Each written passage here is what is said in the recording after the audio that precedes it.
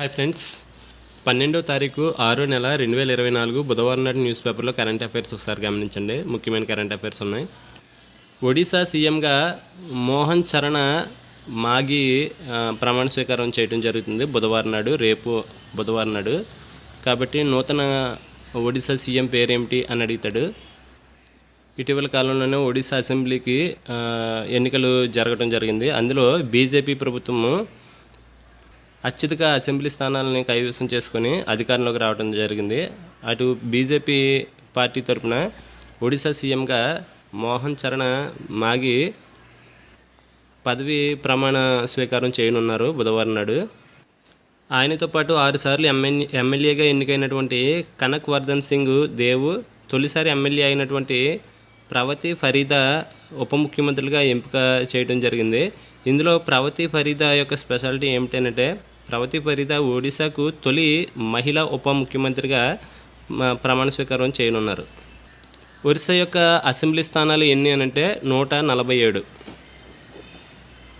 ఉపాధికి ఊతమిచ్చే విద్య ఉన్నత విద్య అని చెప్పి ఒక ఆర్టికల్ రాయడం జరిగింది. ఇందులో ఇంపార్టెంట్, లండన్కు చెందినటువంటి విద్యా విశ్లేషణ సంస్థ QS వరల్డ్ ప్రపంచవ్యాప్తంగా విశ్వవిద్యాలయాలకు తాజాగా ర్యాంకులను ప్రకటించడం జరిగింది.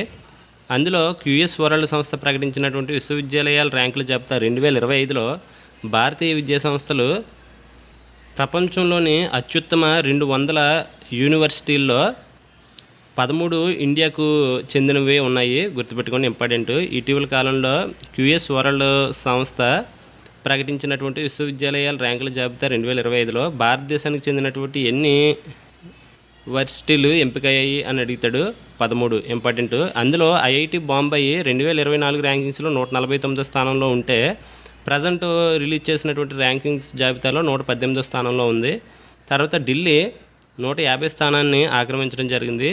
భారతదేశ ఉన్నత విద్యా వ్యవస్థ ప్రపంచ స్థాయి సగటు స్కోరు 23.5% దాటి ప్రజెంట్ ఎంత స్థానానికి వచ్చిందంటే 37.8% మార్కులు సాధించినట్లు ఈ QS వరల్డ్ సంస్థ విశ్లేషించడం జరిగింది. విశ్వవిద్యాలయాలు సాధించిన ర్యాంకులను బట్టి చూస్తే ఆసియాలో ప్రథమ స్థానాన్ని సాధించిన దేశం ఏదేనంటే చైనా, రెండవ దేశం భారతదేశం. గుర్తుపెట్టుకోండి, ఇంపార్టెంట్. ప్రథమ స్థానంలో చైనా ఉంటే రెండో దేశం భారతదేశం ఆసియాలో. ఎక్కువగా ఈ విశ్వవిద్యాలయాలు అభివృద్ధి చెందిన దేశాల్లోనే ఎక్కువగా ఉంటాయి. దానికి కారణం ఏంటి అన్నది కూడా ఇవ్వడం జరిగింది. అభివృద్ధి చెందిన దేశాల్లో ప్రపంచ స్థాయి విద్యా సంస్థలు అధికంగా ఉండడానికి ప్రధాన కారణం పరిశోధన, అభివృద్ధి, రీసెర్చ్ అండ్ డెవలప్మెంట్. ఇవి పెద్ద ఎత్తున వీటికి ఆ అభివృద్ధి చెందిన దేశాలు నిధులను ఖర్చు చేయడమే దీనికి ప్రధాన కారణము. ఇందులో ఇజ్రాయిల్ GDPలో 4.3% ఖర్చు చేసి ప్రథమ స్థానంలో ఉంటే, దక్షిణ కొరియా 4.2% ఖర్చు చేసి రెండో స్థానంలో ఉంది. తర్వాత అమెరికా 2.8% పరిశోధన, రీసెర్చ్ అండ్ డెవలప్మెంట్ అభివృద్ధికి వెచ్చిస్తున్నాయి. భారతదేశంలో ప్రపంచ స్థాయి విశ్వవిద్యాలయాలు ఏర్పాటే లక్ష్యంగా భారతదేశంలో universities with potential for excellence ప్రాజెక్టును కేంద్ర ప్రభుత్వం ప్రారంభించడం జరిగింది. ఇంపార్టెంట్ పాయింట్ ఇది. మేక్రాన్ మహాజోదం అని చెప్పి ఫ్రాన్స్ దేశం గురించి ఒక ఆర్టికల్ రాయడం జరిగింది. అక్కడ జరిగేటటువంటి ఎలక్షన్స్ గురించి. ఫ్రాన్స్ యొక్క దేశ అధ్యక్షుడి పేరు ఇమాన్యుయల్ మేక్రాన్. ఫ్రాన్స్ దేశ అధ్యక్షుడు ఇమాన్యుయల్ మేక్రాన్ పార్టీ పేరేమిటి అని అడుగుతాడు. ఏ పార్టీ తరపున అధ్యక్షుడిగా ఉన్నాడు అని అడిగితే రెనెసాన్స్ పార్టీ. ఇండియన్ ఆర్మీకి సైన్యాధిపతికి కొత్తగా నియమించడం జరిగింది. నూతన సైన్యాధిపతిగా ఉపేంద్ర ద్వివేదిని నియమించడం జరిగింది కేంద్రము. ఇక్కడ చూడండి, దేశ నూతన సైన్యాధిపతిగా లెఫ్టినెంట్ జనరల్ ఉపేంద్ర ద్వివేది నియమించడం జరిగింది. ప్రజెంట్ ఉన్నటువంటి army chief Manoj C Pande ఈ నెల జూన్ 30 దాకా అధికారంలో పదవిలో కొనసాగుతారు. తర్వాత ఈ నెల 30న మధ్యాహ్నం నుంచి ఈ కొత్తగా నియమించినటువంటి ఉపేంద్ర ద్వివేదిని సైన్యాధిపతిగా బాధ్యతలు స్వీకరించడం జరుగుతుంది. కాబట్టి కొత్త నియమించబడేటటువంటి ఆర్మీ చీఫ్ పేరు ఏమిటి అని అడిగితే ఉపేంద్ర ద్వివేది. ప్రస్తుతం నేవీ చీఫ్ ఎవరు అని అంటే Dinesh Kumar Tripathi. Present air force chief ఎవరు అని అంటే వివేక్ రామ్ చౌదరి. ప్రజెంట్ CDS ఎవరు అని అంటే చీఫ్ డిఫెన్స్ స్టాఫ్. CDS ఎవరు అని అంటే అనిల్ చౌహాన్. ఈరోజు న్యూస్ పేపర్లో కొన్ని కరెంట్ అఫైర్స్ ఇవ్వడం జరిగింది. వాటిని ఒకసారి గమనించండి. ఇంటర్నేషనల్ సోలార్ అలయన్స్ ISAలో 97వ సభ్య దేశంగా ఏ దేశం చేరింది అని అంటే పనామా. 2024 మార్చిలో దక్షిణ అమెరికా దేశం డెంగీ జ్వరాల పెరుగుదల కారణంగా ఆరోగ్య అత్యవసర పరిస్థితిని ప్రకటించింది అంటే పెరు దేశం.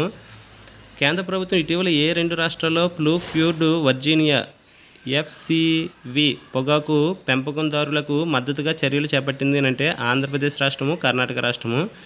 ఏపీ పిఎంజేఏవై ఆయుష్మాన్ భారత్ ప్రధానమంత్రి జన్ ఆరోగ్య యోజన కింద 5 కోట్ల ఆయుష్మాన్ కార్డులను జారీ చేసినటువంటి మొట్టమొదటి రాష్ట్రం ఏదేనంటే ఉత్తరప్రదేశ్. అంతర్జాతీయ నిరాయుధీకరణ వ్యాప్తి నిరోధక అవగాహన దినోత్సవాన్ని ఏటా ఏ రోజున నిర్వహిస్తారనంటే మార్చి 5వ తారీఖున. ఏ రాష్ట్రంలోని దిగువ సుబన్సిరి జిల్లా నుంచి విడిపోయి కియు పన్యూర్ ఆ రాష్ట్రంలో 26వ జిల్లాగా అవతరించింది అని అంటే అరుణాచల్ ప్రదేశ్ రాష్ట్రంలో సుబన్సిరి జిల్లా నుంచి విడిపోయి కియు పన్యూర్ అనే ప్రాంతం ఆ రాష్ట్రంలో అరుణాచల్ ప్రదేశ్ రాష్ట్రంలో 26వ జిల్లాగా అవతరించడం జరిగింది. ఇంపార్టెంట్. 2024 సాధారణ ఎన్నికల్లో 2024 సాధారణ ఎన్నికల్లో ఎన్నేళ్లు పైబడిన వృద్ధులకు కేంద్ర ఎన్నికల సంఘం పోస్టల్ బ్యాలెట్ ద్వారా హోమ్ ఓటింగ్కు అవకాశం కల్పించింది అని అంటే 85 సంవత్సరాలు పైబడినటువంటి వృద్ధులకు.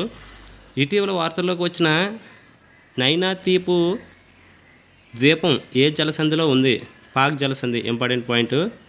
అంతర్జాతీయ గణిత దినోత్సవాన్ని ఏటా ఏ రోజున నిర్వహిస్తారంటే మార్చి 14.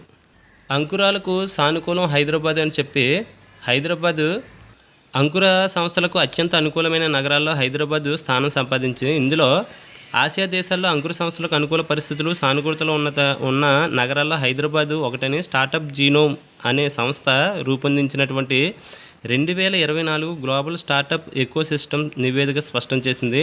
ఈ జాబితాలో హైదరాబాద్ ఎన్నో స్థానం సంపాదించింది అని అడిగితాడు. 19వ స్థానం సంపాదించింది. ఈ జాబితాలో సింగపూరు ప్రథమ స్థానంలో ఉంది. గుర్తుపెట్టుకోండి. స్టార్టప్ జీనోమ్ అనే సంస్థ రూపొందించినటువంటి 2024 గ్లోబల్ స్టార్టప్ ఎకోసిస్టమ్ నివేదిక ప్రకారం ప్రథమ స్థానంలో ఉన్నటువంటి రాష్ట్రం ఏది అని అడుగుతాడు. సింగపూరు. అందులో భారతదేశంలో హైదరాబాద్ ఎన్నో స్థానంలో ఉందంటే 19వ స్థానంలో ఉంది. 6వ స్థానంలో బెంగళూరు, 7వ స్థానంలో ఢిల్లీ, 10వ స్థానంలో ముంబై ఉన్నాయి. గుర్తుపెట్టుకోండి. పూణే ఈ జాబితాలో 26వ స్థానం సంపాదించడం జరిగింది. ఇప్పుడు దాకా హైదరాబాద్లో ఎన్ని అంకుర సంస్థలు ఉన్నాయి అని అంటే 7,500 సంస్థలు. ఒక అంకుర సంస్థ యూనికార్న్గా ఏర్పడాలి అంటే రూపొందాలి అంటే ఎన్ని వేల కోట్లకు దాని యొక్క విలువ మారాలి అంటే 8,300 కోట్లు. యూనికార్న్ యొక్క విలువ డాలర్లో చూసినట్లయితే 100 కోట్లు డాలర్లు. భారత కరెన్సీలో చూసుకున్నట్లయితే 8,300 కోట్ల విలువైన సంస్థ. ఆర్థికాభివృద్ధిలో అగ్రగామిగా భారత్ అని చెప్పి ఒక ఆర్టికల్ రాయడం జరిగింది. వచ్చే 3 ఏళ్లలో 6.7% వృద్ధి మన దేశంపై ప్రపంచ బ్యాంక్ అంచనా అని చెప్పి ఒక ఆర్టికల్ రాయడం జరిగింది. గుర్తుపెట్టుకోండి. ప్రపంచ బ్యాంక్ ఇటీవల కాలంలో వచ్చే 3 ఏళ్లలో భారతదేశంలో ఎంత వృద్ధి రేటు సాధిస్తుందని చెప్పి ఇటీవల ప్రకటించింది అని అడిగితే వచ్చే 3 ఏళ్లలో ప్రపంచ బ్యాంకు భారతదేశంలో వృద్ధి రేటు 6.7% సాధించే అవకాశం ఉందని చెప్పి వెలువడించడం జరిగింది. ఫిక్కీ డైరెక్టర్ జనరల్గా జ్యోతి అని చెప్పి ఒక ఆర్టికల్ రాయడం జరిగింది. The federation of Indian chambers of commerce and industries director జనరల్గా జ్యోతి విజ్ను నియమించడం జరిగింది కేంద్రం. Important point. అమిత్ షా సహా పలువురు మంత్రులు బాధ్యతలు స్వీకరించడం జరిగింది. ఇక్కడ భారతదేశంలో కొన్ని కీలక శాఖలకు సంబంధించినటువంటి మినిస్టర్ల పేర్లు ఇవ్వడం జరిగింది. ఒకసారి వాటిని గుర్తుపెట్టుకోండి. ఇంపార్టెంట్ ఇవి. కేంద్ర హోంశాఖ మంత్రి ఎవరైనంటే అమిత్ షా. వైద్య శాఖ మంత్రిగా జేపీ నడ్డా.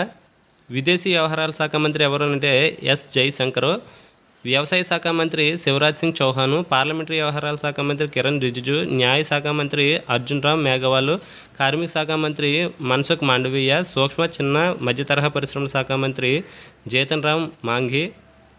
అటవీ శాఖ మంత్రిగా భూపేంద్ర యాదవ్. విద్యాశాఖ మంత్రిగా మనోహర్ లాల్ ఖట్టర్. రైల్వే శాఖ మంత్రిగా అశ్విని వైష్ణవ్. వాటర్ రైవుల శాఖ మంత్రిగా సర్బానంద సోనోవాల్. ఆహార శుద్ధి పరిశ్రమల శాఖ మంత్రిగా చిరాగ్ పాస్వాన్. జలశక్తి శాఖ మంత్రిగా సిఆర్ పాటిల్. శాస్త్ర సాంకేతిక పిఎంఓ శాఖ మంత్రిగా జితేంద్ర సింగ్. మహిళా శిశు సంక్షేమ శాఖ మంత్రిగా అన్నపూర్ణాదేవి. సమాచార శాఖ సహాయ మంత్రిగా ఎల్ మురుగను. ఎరువులు రసాయనాల శాఖ సహాయ మంత్రిగా అనుప్రియ పటేల్. పర్యాటక శాఖ సహాయ మంత్రిగా సురేష్ గోపి. తదితరులు బాధ్యతలు స్వీకరించారు. గుర్తుపెట్టుకోండి, ఈ పేర్లు ఏ శాఖలకి ఏ మినిస్టర్ అని అడుగుతాడు. ఇంపార్టెంట్ పాయింట్ ఇది కూడా. కాల్పుల విరమణ ప్రణాళికకు భద్రతా మండలి ఆమోదం అని చెప్పి హమాసు ఇజ్రాయిల్ మధ్య జరుగుతున్నటువంటి కాల్పులకు విరమణకు ఒక ఒప్పందం చేయడం జరిగింది, ఆమోదించడం జరిగింది ఐక్యరాజ్య సమితిలో. హమాసు ఇజ్రాయిల్ మధ్య కాల్పుల విరమణ ప్రణాళికకు భద్రతా మండలిలో ఎన్ని దేశాలు ఆమోదించడం జరిగింది అని అడిగితే భద్రతా మండలిలో ఉన్నటువంటి 15 సభ్య దేశాల్లో 14 దేశాలు ఆమోదించడం జరిగింది. ఛాంపియన్ క్రీడల విషయానికి వస్తే